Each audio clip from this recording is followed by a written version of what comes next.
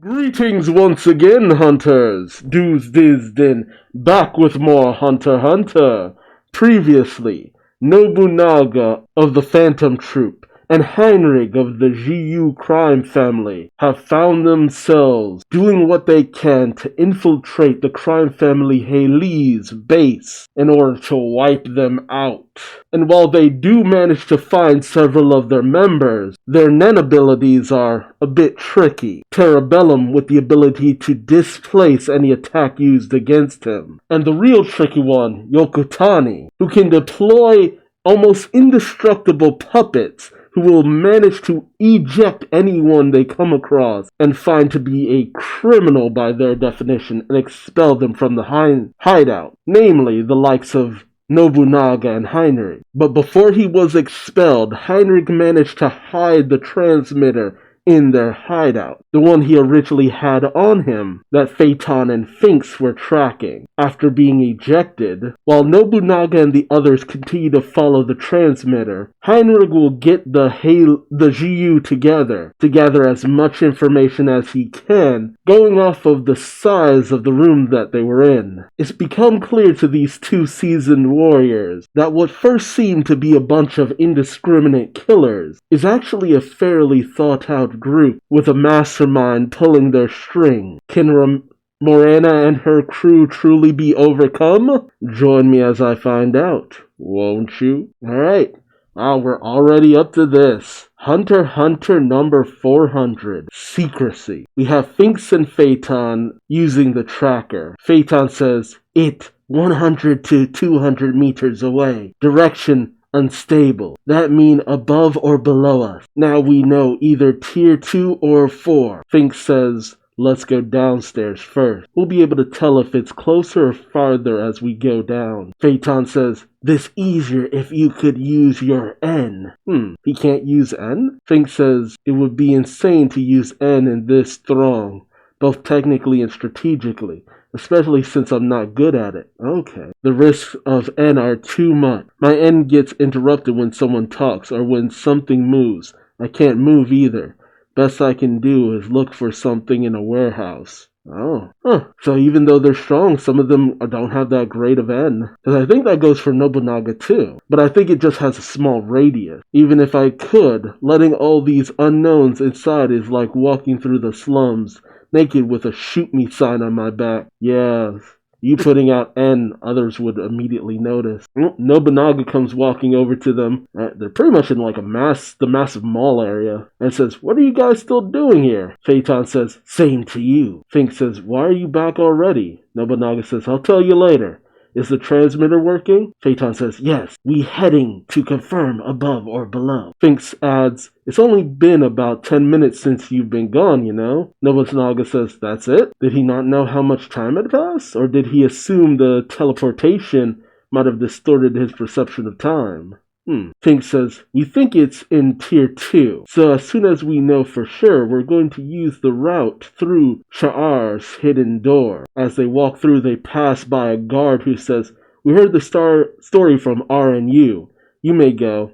To Cha'ar and the GU. Gotcha. Nobunaga thinks to himself, tier 2, and then tells the guard, if Heinrich comes here, tell him we went to the Cha'ar hideout. The guard says, alright. It's kind of weird to see the troop actively working with government types, but hey, Nobunaga thinks to himself, something doesn't add up regardless of if it's above or below. Well, it's not like the Mafia is telling us the whole story anyway, but it doesn't sit right with me. Okay, so they know the Mafia is probably not telling them the whole picture. Finks asks Nobunaga, did you get an idea of where you were in the ship? Nobunaga says, nah.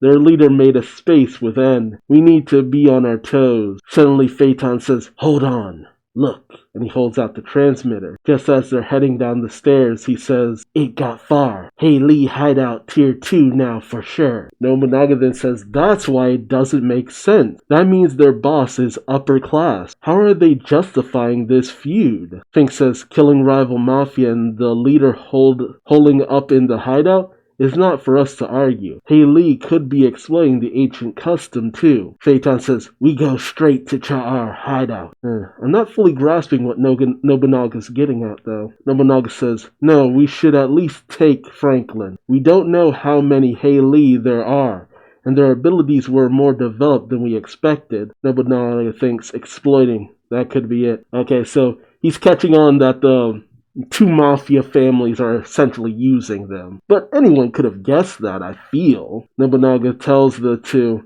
they seem to be a random bunch of punks, but it could be tough depending on their advisor. Fink says, hey, this is only to kill time while we look for Hisoka. Nobunaga says, I know. I didn't even think about that. Yeah, they're essentially just killing time as they looked for Hisoka, though it feels weird that they would be so carefree about the situation. Especially considering that's essentially what got Shalnark and Chlortopi killed. But Nobunaga says, securing a route upstairs is crucial in our search for Hisoka. Bringing Franklin also reduces risk. In any case, we run into Hisoka while we're killing time. Fink says, all this arguing is making you seem more obsessed with Lee. Nobunaga says, I'm not denying it. I found someone interesting.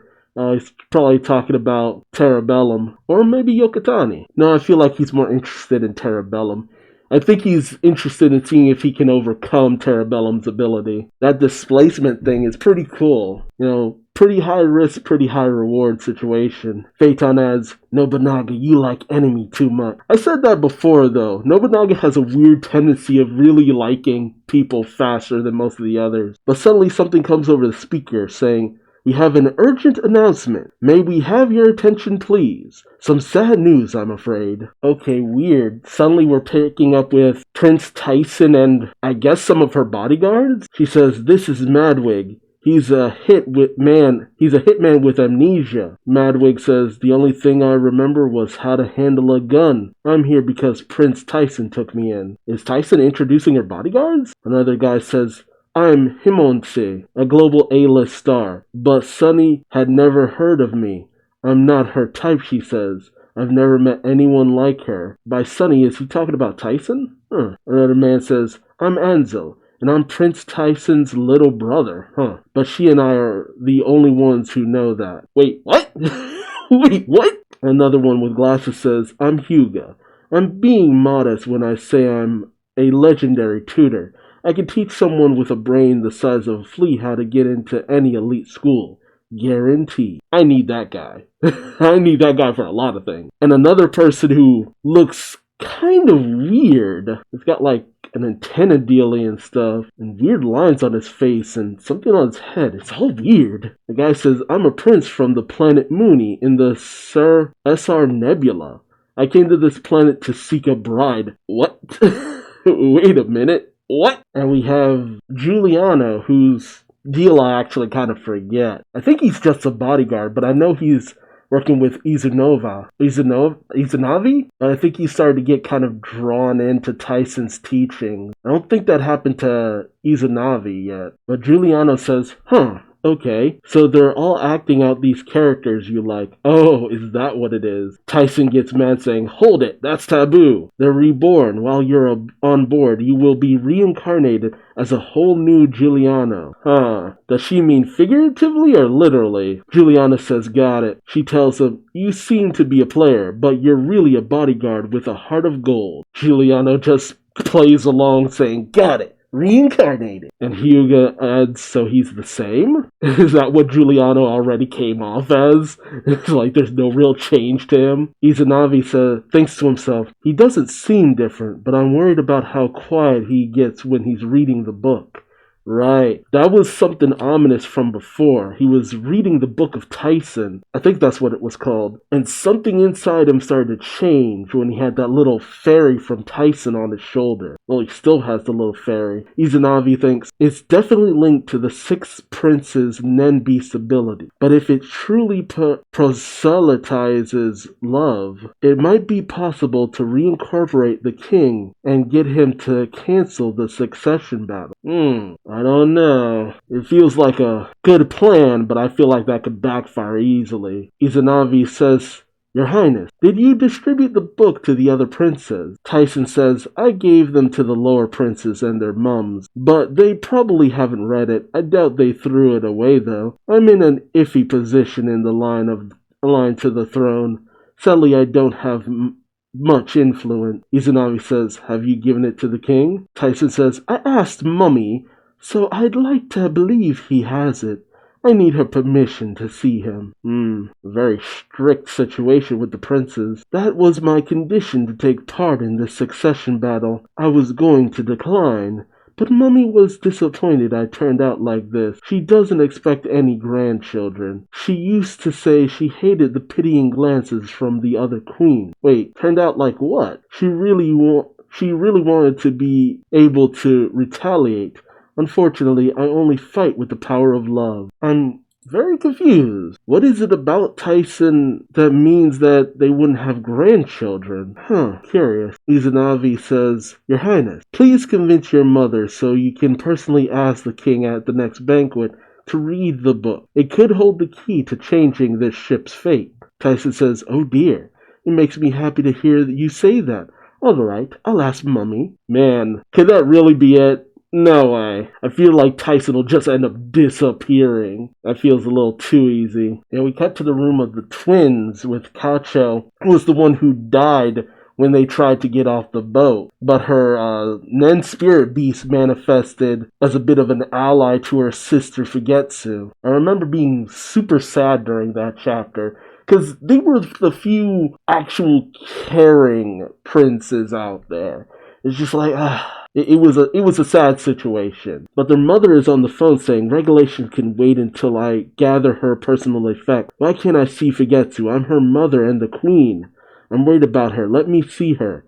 Until then, cordoning off the room is unacceptable. She thinks I'd rather let others think Coucher's alive as long as possible.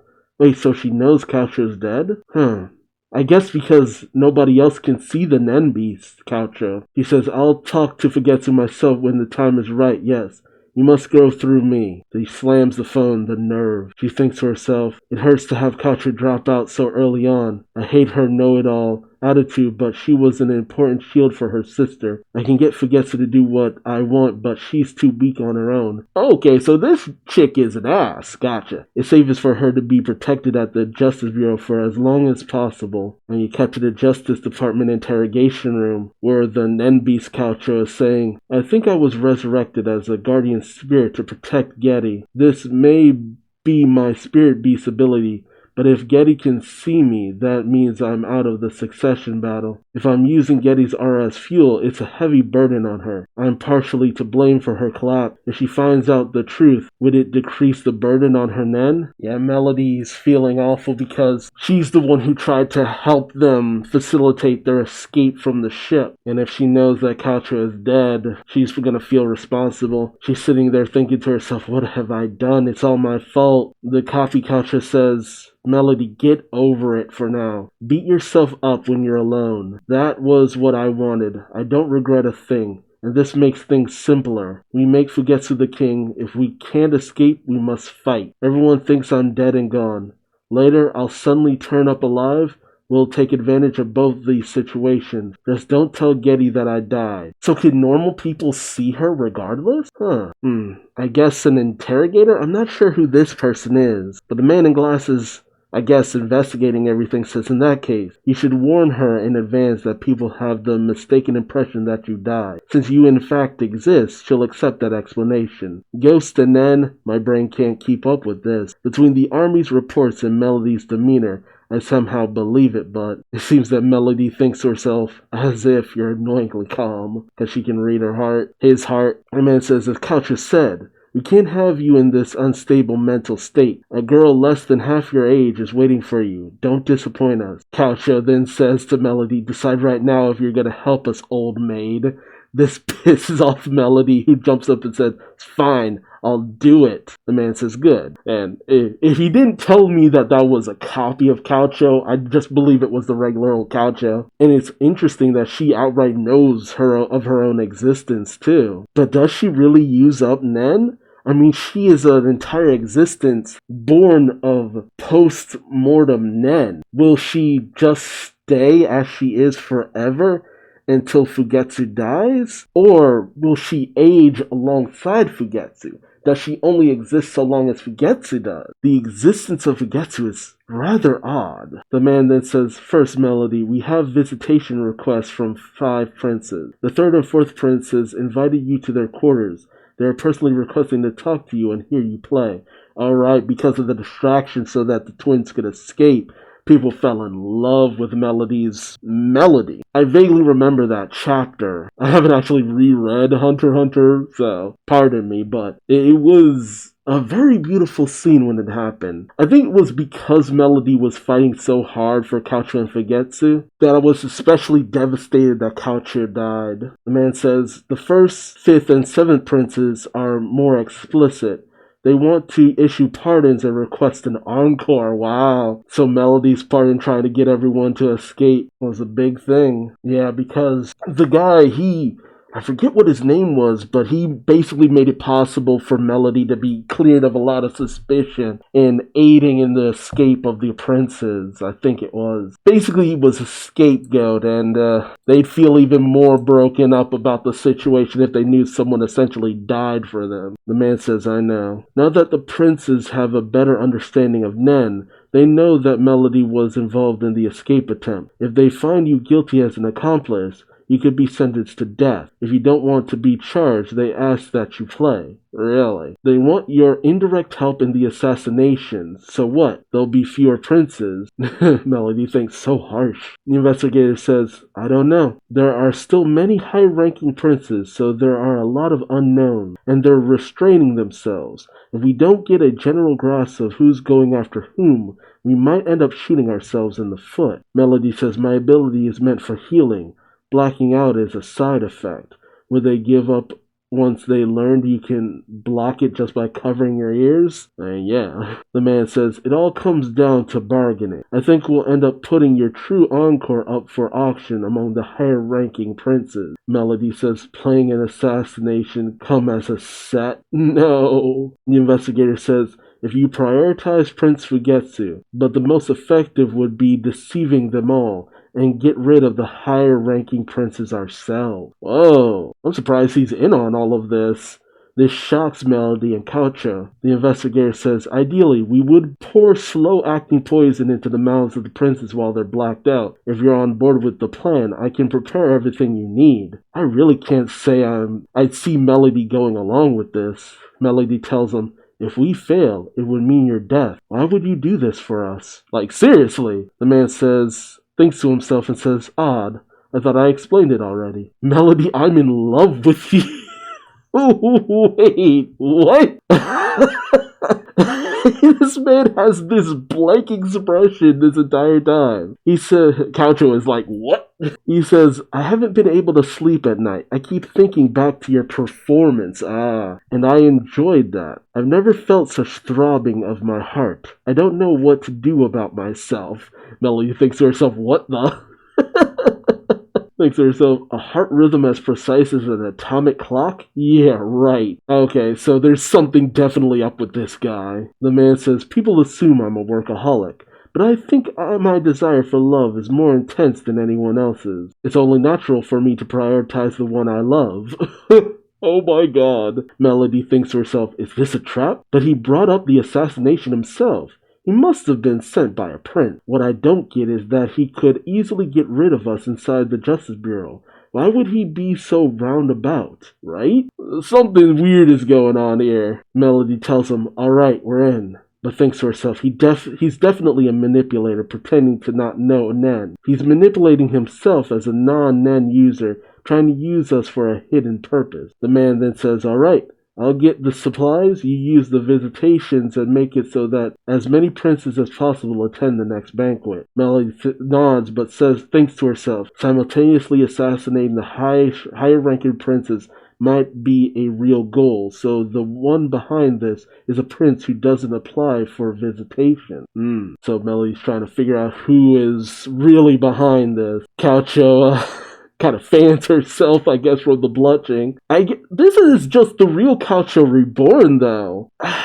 How far does the second chance at life extend for her? That's my question. But we literally just saw not too long ago a corpse entity acting as a agent for a mafia family. And it leads to the question, what happens if the Haley disappear? They are no longer a mafia family. What happens to that non-entity? Corpse person. Regardless, Katja says, I'll do my part. We need Getty's help. I'll explain to her that they think I'm dead and make her understand that we have to get rid of the top 4 princes.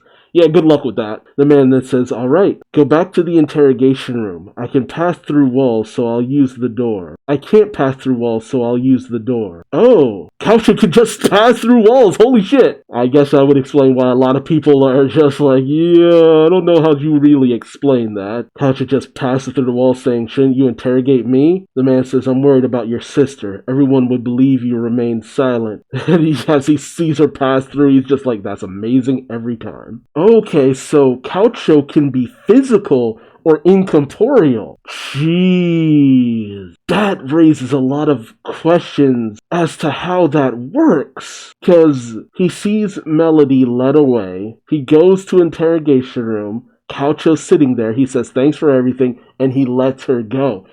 Dude, what is the extent of that ability? Can she die now? Can she be killed a second time? Is this just a do-over? Like, you just lost a life. You don't get another one. I'm so perplexed by what Caucho has become. We then see Steiner, who got wrapped up with Beyond not too long ago, before this whole expedition started, and the man calls over, Mr. Steiner, a moment. Steiner says, sir? The investigator says, if the first prince's men or the royal army come here, press this button.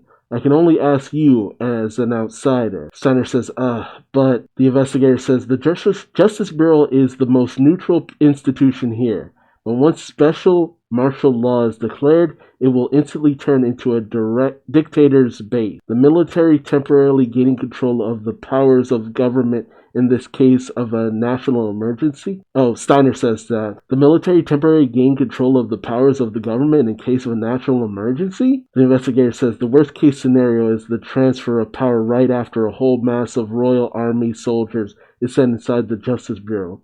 Once that's done, those deemed as insurgents will be charged and executed in a span of 10 minutes. Whoa! Steiner says this is the last check against the army going rogue. I don't know the details of the succession battle, but is it really that dire? The man says, we don't know. Jesus! It's like a whole institution is about to get upended. The investigator says, that's why we must be prepared. You're one of the few witnesses on board guaranteed to return alive.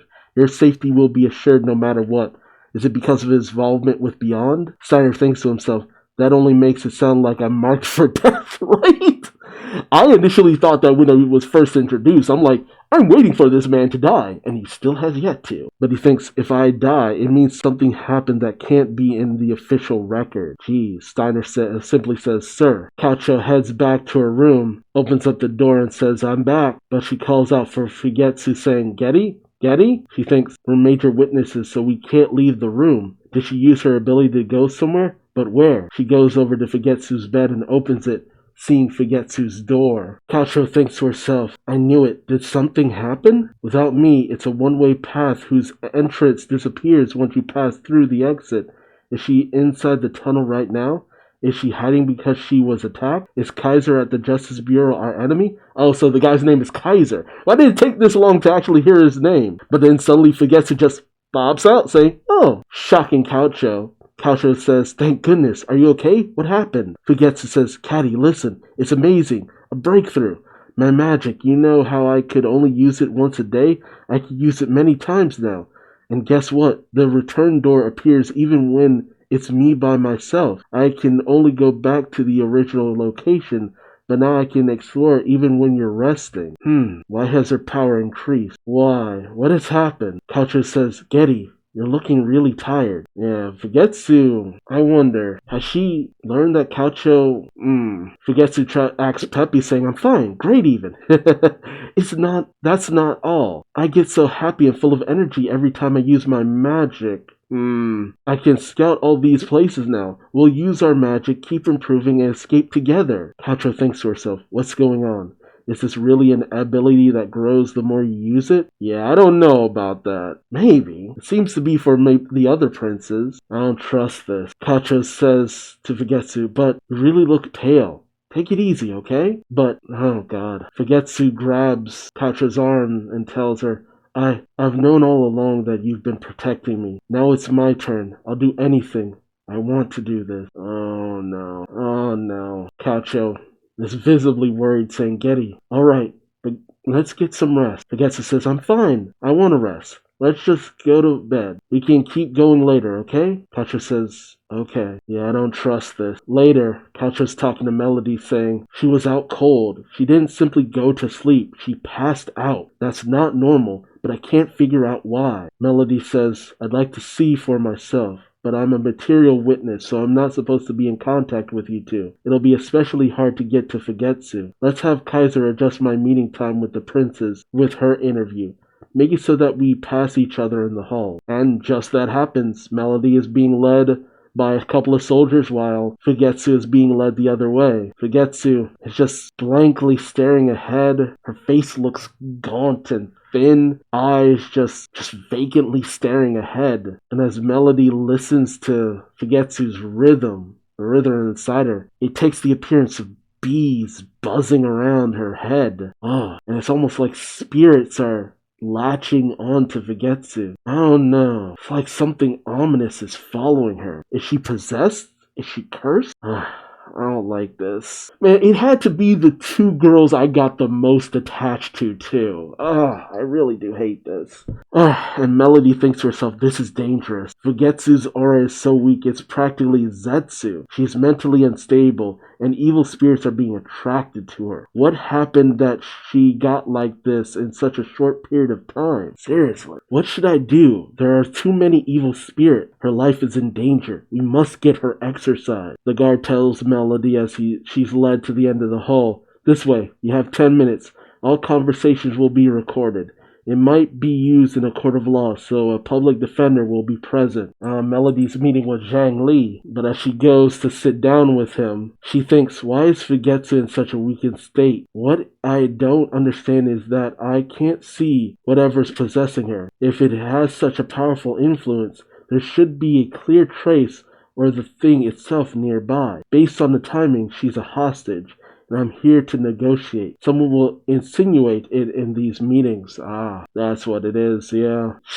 So someone already knows. Because of how far Melody went for the two girls, they're using Fugetsu as a hostage to coerce Melody. Damn. Wow, so much came out of that. I thought it was over. I thought that would be the end of it. They'd probably be locked up for trying to escape, and that'd be it. But man, Melody sees Zhang Li and thinks to herself, the third prince. She tells him, I didn't think you'd be here personally. Zhang Li says, I wanted to show my respect. Your performance at the banquet was most impressive. I have 2 requests. I'd like to hear it again, and I'd like you to take this as proof of my respect. I'm guessing the public defender comes up to Melody and says, will you accept this gift from the visitor? Melody says, yes, of course. Zhang Li hands it over. It's through a slot kind of thing. He puts it on the tray.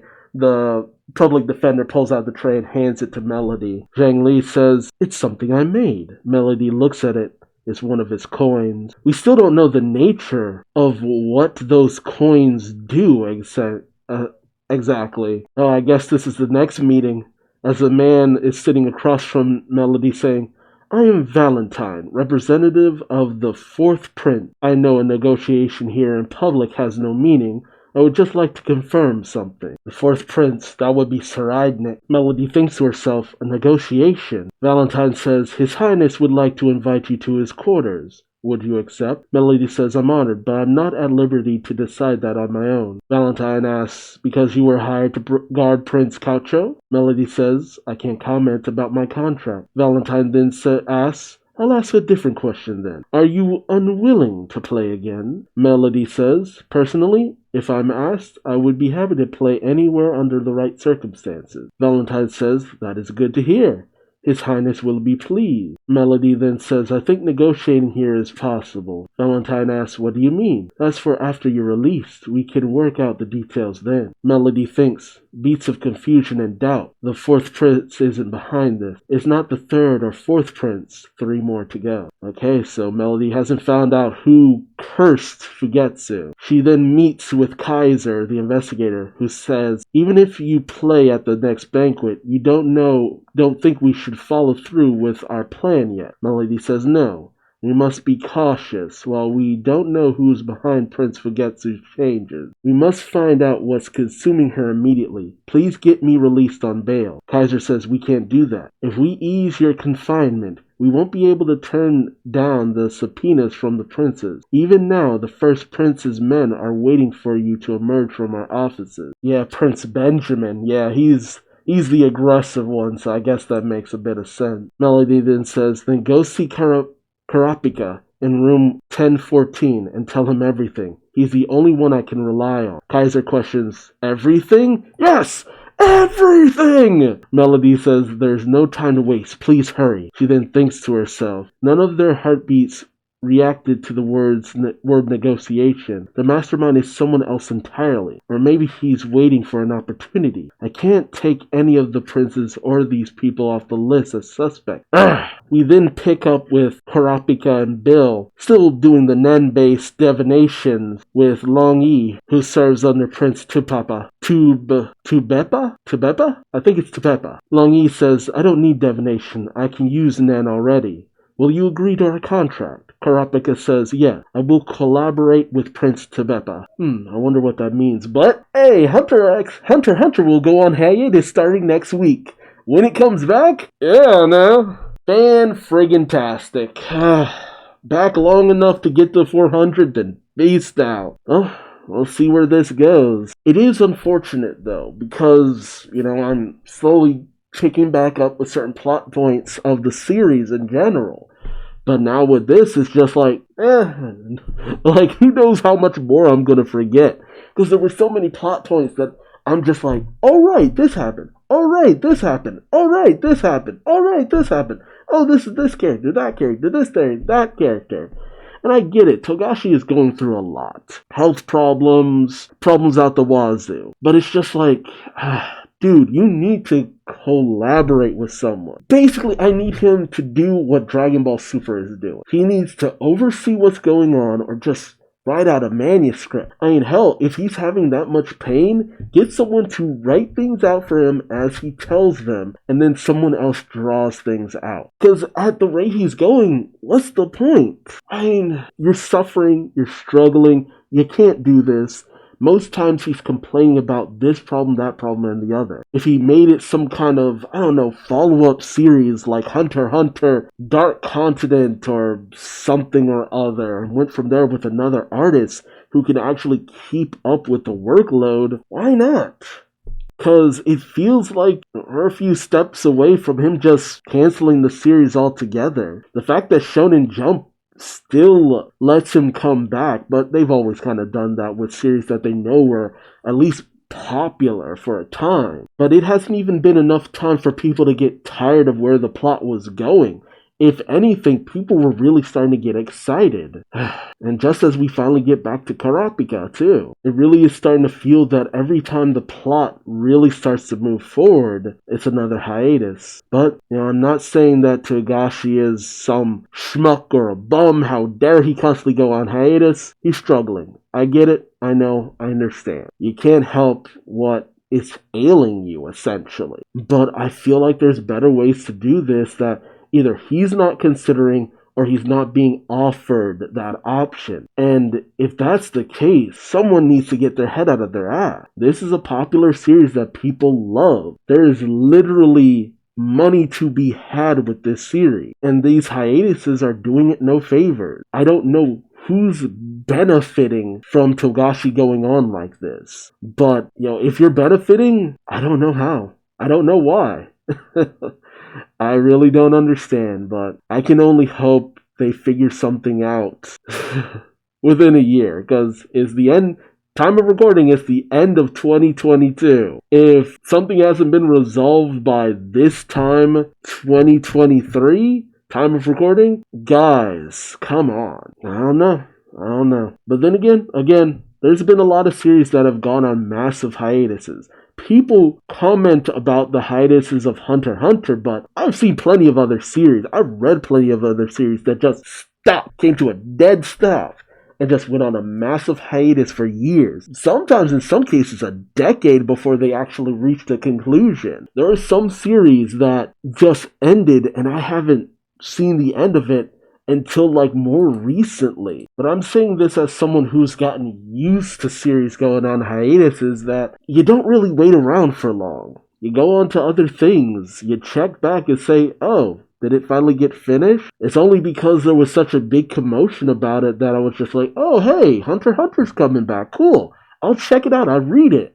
Because, it was going when I started doing reviews, back when I used to just do nothing but reviews. It comes back. It's cool. It's awesome. I'm trying to pick back up where I left off, but I don't know. I'm really wondering, where will I be when it finally comes back again? I don't know. Hopefully still talking to you, but let me know your thoughts in the comments section below. What are your hopes for the future? When do you think it'll come back? Is there anything we can do to ease Togashi off of this series? I don't know. But I want to hear from you. Also remember to like, subscribe, bell, all that good YouTube stuff. And until next time, I've been Duuz-Diz-Din, and I'll catch you in the next video. Till then, bye-bye.